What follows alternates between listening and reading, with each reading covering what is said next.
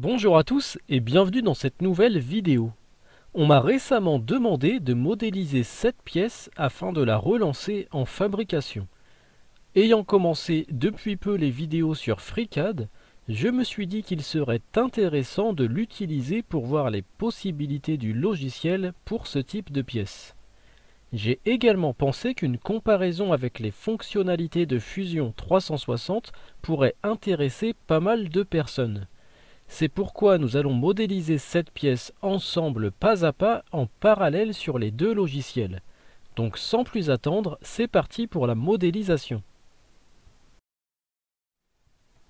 Nous allons commencer par Fusion 360 et la première chose que nous allons faire, c'est aller dans Utilitaire, Complément et Script et Complément. Là, on va descendre tout en bas et choisir Spur Gear. Donc nous allons maintenant renseigner tous les paramètres de notre pignon. Donc nous allons dire que c'est un module de 1,5 et qu'il y a 46 dents. Nous allons également modifier l'épaisseur de notre pignon. Donc nous allons passer à 8 mm. Nous allons faire un alésage au centre de diamètre 62,5 mm. Donc on a une petite info comme quoi le rayon est trop élevé. Donc on va descendre le rayon à 0,88 comme demandé. Et on peut faire OK. Donc il y a un petit temps de calcul et on a notre pignon qui apparaît. Donc on a bien notre pignon à 46 dents. On va pouvoir voir comment faire sur FreeCAD. Donc une fois arrivé sur FreeCAD, la première chose qu'on va faire c'est Fichier et Nouveau. Dans le menu déroulant, on va choisir Part Design. Nous allons cliquer sur Créer un corps et nous allons aller en haut dans Part Design et cliquer sur Engrenage à développante. Donc là aussi, on va renseigner le nombre de dents, donc 46. Le module, donc c'est un module de 1,5 et nous allons pouvoir faire OK. Donc là, on a l'esquisse de notre pignon, on va pouvoir l'extruder. Donc l'extrusion sur FreeCAD, ça s'appelle protrusion. Nous allons faire une protrusion de 8 mm et faire OK. À partir de là, nous allons pouvoir créer une nouvelle esquisse ici. Donc je crée mon esquisse sur ce plan. Je vais faire un cercle qui part de l'origine. Je trace le cercle. Ce cercle, je vais le coter. Donc je dis qu'il a une valeur de diamètre de 62,5 mm et je peux maintenant quitter cette esquisse. À partir de cette esquisse, nous allons faire une cavité. Donc c'est ce qui va nous permettre de retirer de la matière et nous allons faire ça à travers tout. Je peux maintenant faire OK et nous obtenons le même résultat que précédemment sur Fusion 360. Donc nous allons pouvoir passer à la suite. Pour ça, on revient à Fusion 360. Donc je vais réafficher mon origine et je vais venir créer une nouvelle esquisse. Donc je retourne dans Solide, je crée une nouvelle esquisse. Cette esquisse, je la crée sur ce plan et on va venir tracer le profil de l'intérieur de notre pignon. Je prends mon outil ligne et je vais tracer le profil de cette façon. Donc le but de ça, c'est de créer le contour de notre demi-profil et à partir de là, on va faire une révolution. Donc je trace mon profil. Hop, je m'aligne ici. Et je viens fermer le contour. Une fois que le contour est fait, on va venir placer des contraintes, donc notamment une contrainte de collinéarité entre ce trait et également entre ce trait et ce trait. On va pouvoir maintenant mettre des cotes. Donc je vais prendre mon outil de cotation. Je dis que entre ces deux traits, j'ai une valeur de 1,5 mm. Entre ce trait et ce trait, j'ai une valeur de 0,25 mm. Entre ce trait et ce trait, un espacement de 2 mm. entre celui-ci et celui-ci, j'ai une valeur de 9 mm. J'ai au total ici une longueur de 15,5 mm. Ok, donc dans cette direction, c'est bon. Je vais remonter un petit peu mon esquisse et on va maintenant la positionner. Donc pour ça, je dis que entre ce trait et mon origine, hop, j'ai une valeur de 62,5 divisé par 2. Entre ce trait ici et mon origine, j'ai une valeur de 52 divisé par 2. Entre ce trait et l'origine toujours, j'ai une valeur de 45 divisé par 2. Et enfin, entre ce trait et mon origine, j'ai une valeur de 36 divisé par 2. Donc il me manque une cote pour positionner totalement mon esquisse. Donc ça va être une cote entre ce trait et mon origine, donc dans cette direction, et je renseigne une valeur de 3 mm. Donc mon esquisse est totalement noire, donc totalement contrainte. Je vais maintenant pouvoir quitter cette esquisse. Comme je l'ai dit, à partir de cette esquisse, nous allons faire une révolution. Donc cette révolution, elle va être faite autour de cet axe et je fais OK. Donc j'ai maintenant tout l'intérieur du pignon qui est modélisé. On va pouvoir voir comment on fait sur FreeCAD. Sur FreeCAD, ça va être le même principe, c'est-à-dire que je vais venir créer une nouvelle esquisse sur ce plan et je vais également venir tracer le demi-contour afin de faire une révolution. Donc pour ça, je prends mon outil Polyline et je vais venir tracer le même contour. Donc comme dit dans un précédent tuto, on voit qu'on a un petit trait rouge qui vient se placer à côté du curseur et qui nous dit si on est en position horizontale ou verticale. Donc là, pour voir ce que je fais, je vais retourner ici pour cacher le 3D. Donc je me mets dessus et j'utilise la touche espace. Je poursuis le contour. Donc on voit par contre qu'on ne peut pas s'aligner avec les autres éléments dans l'esquisse sur FreeCAD. Donc c'est pas grave, je vais poursuivre le contour quand même de cette façon. J'arrive pas à m'accrocher pour m'aligner. Et le contour est terminé. Donc là aussi, on va venir placer des contraintes. Donc notamment une contrainte ici de distance entre ces deux points. Je renseigne une valeur de 1,5 mm. Entre ces deux points, je renseigne une valeur de 0,25. Entre ces deux points, une valeur de 2 mm. Entre ce point et ce point, je renseigne une valeur de 9 mm. Pour la hauteur totale, je renseigne une valeur de 15,5 mm. Ensuite, je vais passer à la cotation horizontale. Donc entre ce point et mon origine, je renseigne une valeur de 62,5 divisé par 2. Entre ce point et l'origine, je renseigne une valeur de 52 divisé par 2. Entre hop, je vais modifier, je vais déplacer un petit peu mes cotes pour voir un peu mieux ce que je fais. Je reprends la cotation horizontale. Entre ce point et l'origine, je renseigne une valeur de 45 divisé par 2. Donc là, on voit bien que l'alignement n'est pas fait. Je vais finir ma cotation et on va voir comment on peut faire. Donc là, je renseigne 36 divisé par 2.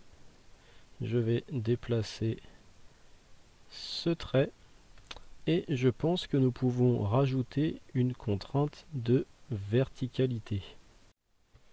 Je vérifie juste que la collinéarité n'existe pas sur FreeCAD. Donc elle n'a pas l'air d'être présente. Donc nous allons faire une contrainte de verticalité entre deux points. Donc je vais sélectionner cette contrainte ici et je vais sélectionner ce point ainsi que ce point. Donc là on voit que l'alignement se fait. Donc on va faire du coup la même chose entre ce point et ce point. Et nous avons maintenant nos traits qui sont parfaitement alignés. Donc nous allons poursuivre cette cotation. Donc on va mettre une contrainte ici de cote verticale entre ces deux points et renseigner une valeur de 3 mm. Donc mon esquisse ici est totalement verte, donc totalement contrainte. Donc nous allons pouvoir quitter cette esquisse. À partir de cette esquisse, comme je l'ai dit, nous allons faire une révolution. Donc je réaffiche mes origines pour avoir l'axe. OK. Donc je prends mon outil de révolution. Donc c'est un petit peu long, hop, à se charger. Donc je reclique dessus, révolution. Et on a notre révolution qui est faite. Donc on obtient bien le même résultat que sur Fusion 360. Ensuite sur Fusion, on va venir faire les évidements que l'on a au centre de la pièce. Donc pour ce faire, je vais créer une nouvelle esquisse sur ce plan. Je vais venir tracer un cercle qui part de l'origine et qui a une valeur de diamètre de 43 mm. Ensuite, je viens tracer une ligne de cette façon et une seconde ligne de cette façon. Sur ces lignes, je vais mettre une contrainte. Donc pour ce faire, je réaffiche mon origine et je vais mettre une contrainte de symétrie entre ce trait et ce trait par rapport à cet axe.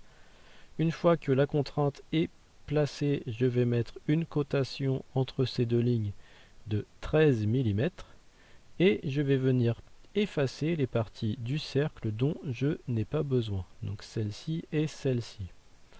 Ensuite, je vais venir ajouter des congés donc dans chaque angle. Donc ici, d'une valeur de 3,5 mm. Je mets un autre congé ici, hop, de 3,5 mm. Le même ici. Et enfin un quatrième ici, toujours d'une valeur de 3,5 mm. Donc là j'ai perdu une valeur ici, donc je replace un rayon. Donc mon esquisse est redevenue noire, donc totalement contrainte, je peux quitter cette esquisse. Donc à partir de cette esquisse, je vais faire une extrusion, mais dans le sens pour retirer de la matière, donc dans cette direction. Et je fais une extrusion de moins 6 mm. Et nous allons aller faire la même chose sur FreeCAD. De la même façon, je viens retourner ma pièce. Je vais sélectionner ce plan et y créer une nouvelle esquisse. Donc cette nouvelle esquisse, ça va être dans un premier temps un cercle qui part de l'origine. Ce cercle, je lui renseigne une valeur de diamètre de 43 mm. Ensuite, je vais venir tracer une première ligne de cette façon et une deuxième ligne juste en dessous de cette façon. Donc sur ces lignes, je vais rajouter une contrainte. Donc ce sera une contrainte de symétrie qui se trouve ici.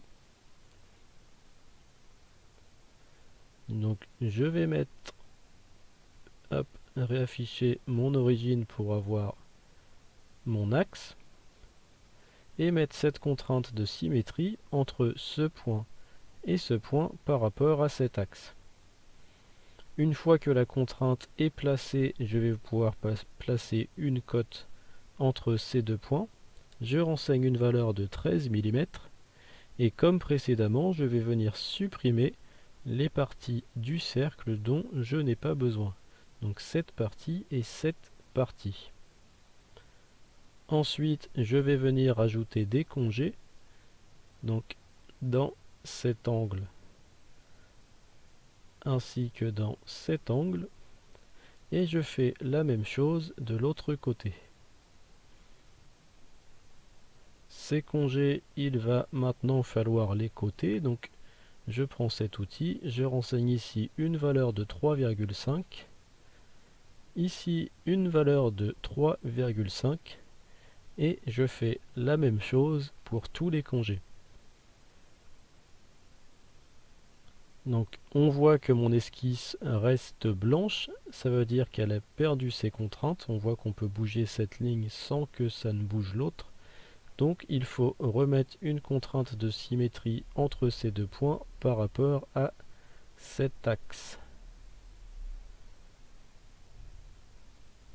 Donc si on vient bouger la ligne, ça bouge bien de façon symétrique. Par contre, la distance est partie aussi, donc on la remet entre ces deux points et on renseigne une valeur de 13 mm. Maintenant l'esquisse est totalement verte, donc totalement contrainte.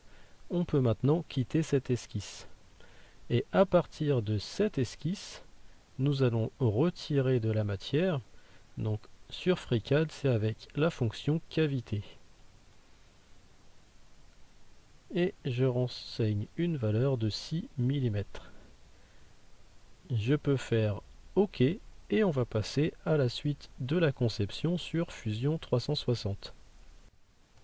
On va venir modéliser deux petites rainures qui sont à l'intérieur de cette pièce. Donc pour ce faire, on crée une nouvelle esquisse de cette façon.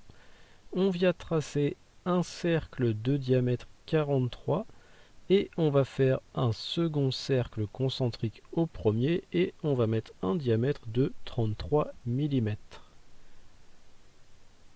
Je zoome un petit peu, on va venir placer une ligne qui relie les deux cercles de cette façon et une autre ici décalée un petit peu par rapport à l'axe qu'on voit en vert. Donc ensuite on va supprimer toutes les parties des deux cercles dont on n'a pas besoin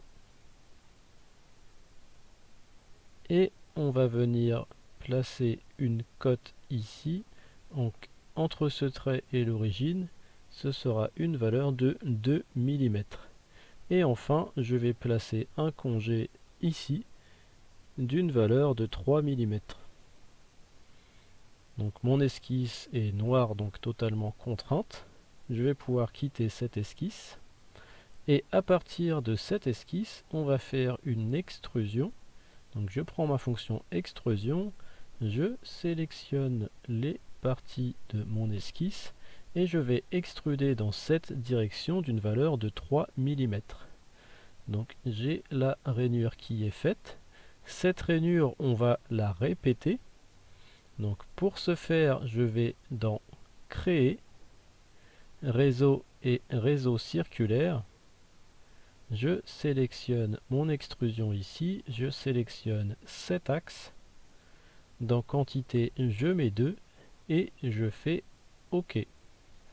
Donc on va aller voir comment on peut faire ça dans FreeCAD.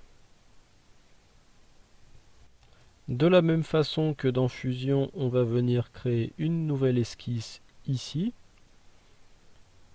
Cette esquisse, ça va également être un cercle qui part de l'origine et un second cercle concentrique au premier. Pour le premier cercle, on va lui donner une valeur de diamètre de 43 mm. et pour le second 33 mm de diamètre.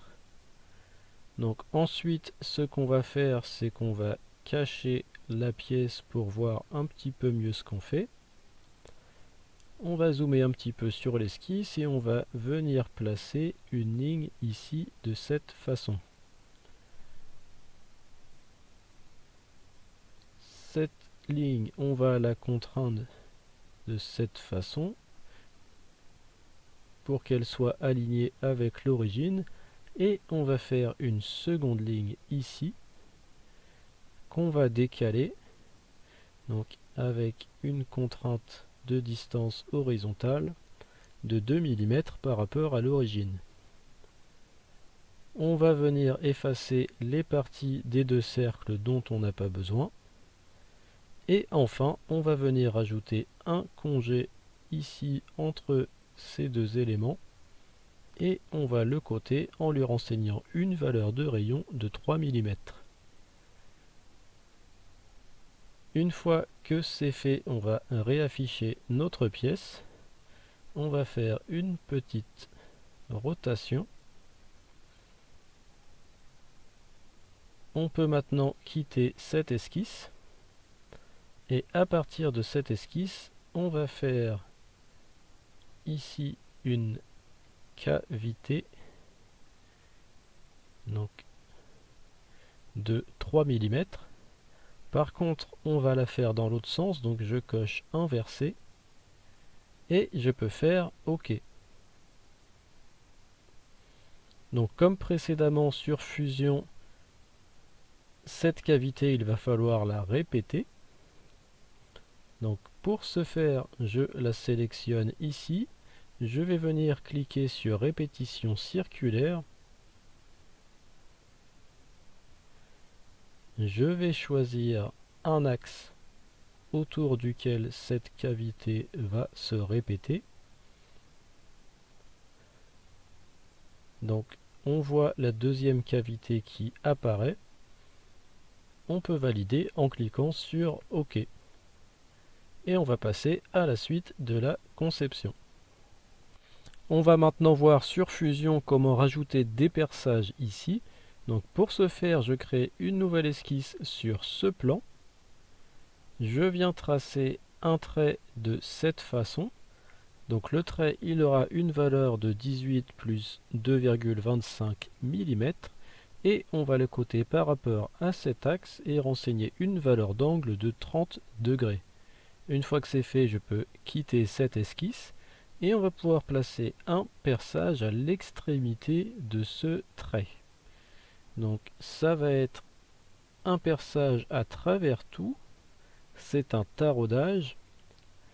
Donc on est sur une valeur ISO. Donc c'est un diamètre 4. Donc on a bien un M4 avec un pas de 0,7 et on peut faire OK.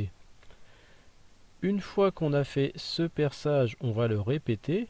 Donc je vais donc créer un réseau et réseau circulaire. On va le répéter autour de cet axe.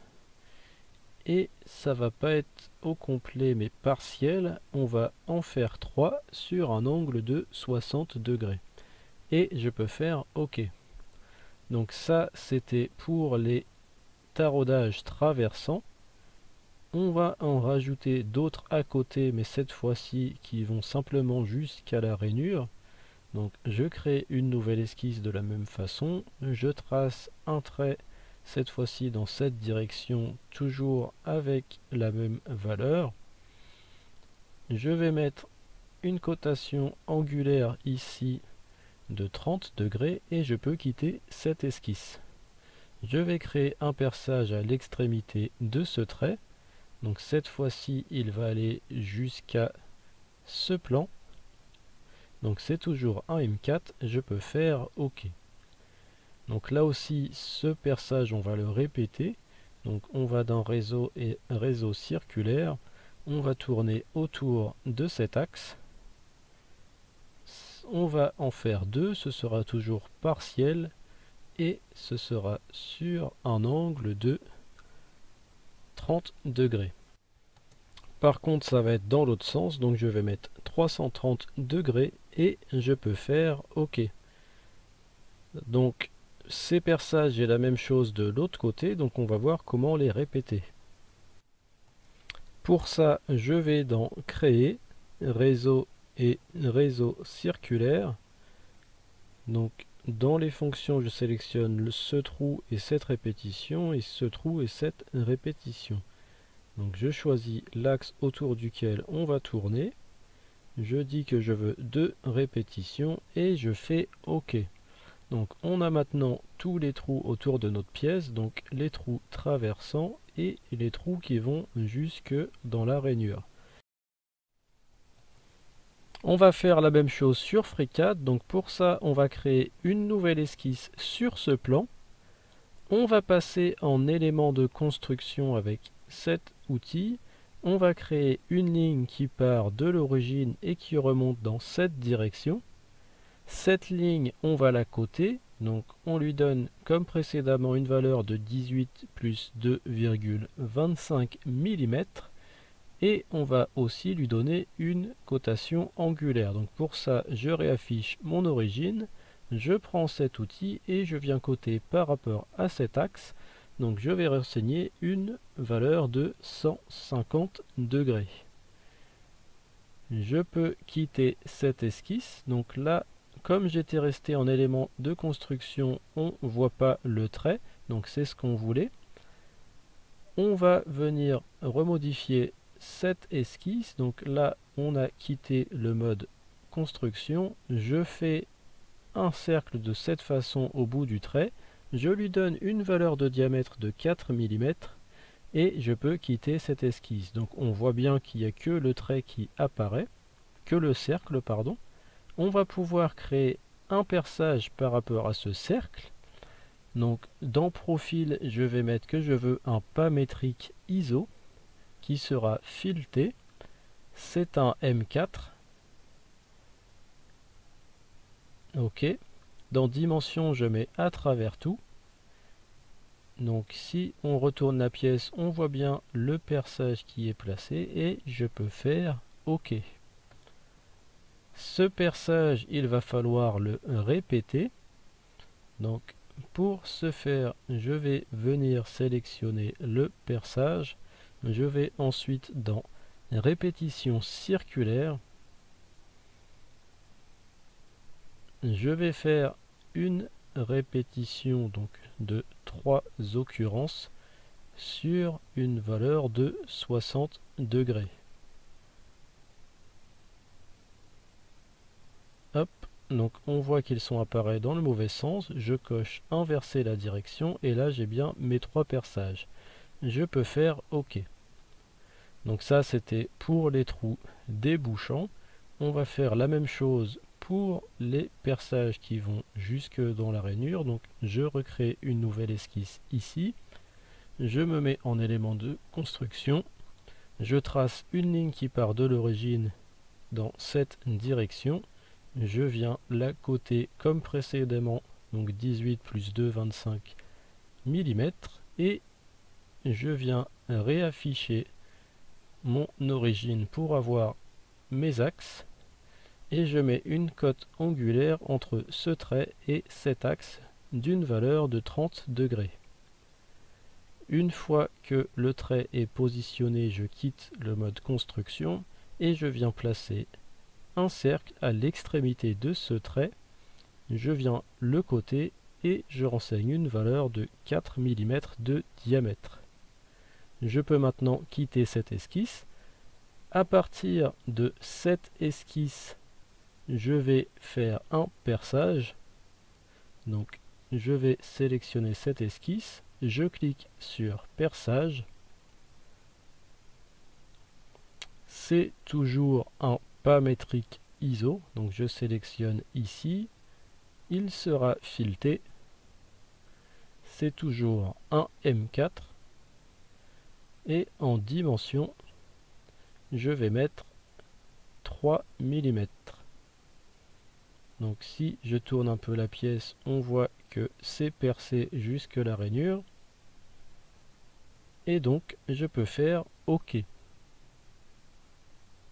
Comme précédemment, ce perçage, on va le répéter. Donc je vais dans répétition circulaire. Je dis que je veux 2 occurrences sur 30 degrés.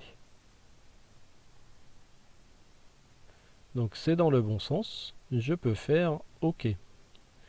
Et maintenant, on va voir comment on peut répéter ces perçages. Donc si on essaye de faire comme avec Fusion 360, c'est-à-dire une répétition circulaire, on va voir que ça ne va pas fonctionner sur FreeCAD.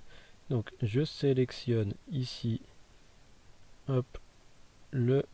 l'outil répétition circulaire. Donc là, on voit qu'on a un message d'erreur. En fait, on ne va pas pouvoir répéter une répétition. Donc ce qu'on va faire, c'est qu'on va passer par une nouvelle esquisse sur ce plan et on va faire comme précédemment, c'est-à-dire tracer un trait et venir placer un cercle au bout de ce trait et ensuite pouvoir faire un perçage. Donc ça va être la même chose qu'on a fait au-dessus, donc ça va être un peu répétitif, donc c'est une partie que je vais passer en accéléré.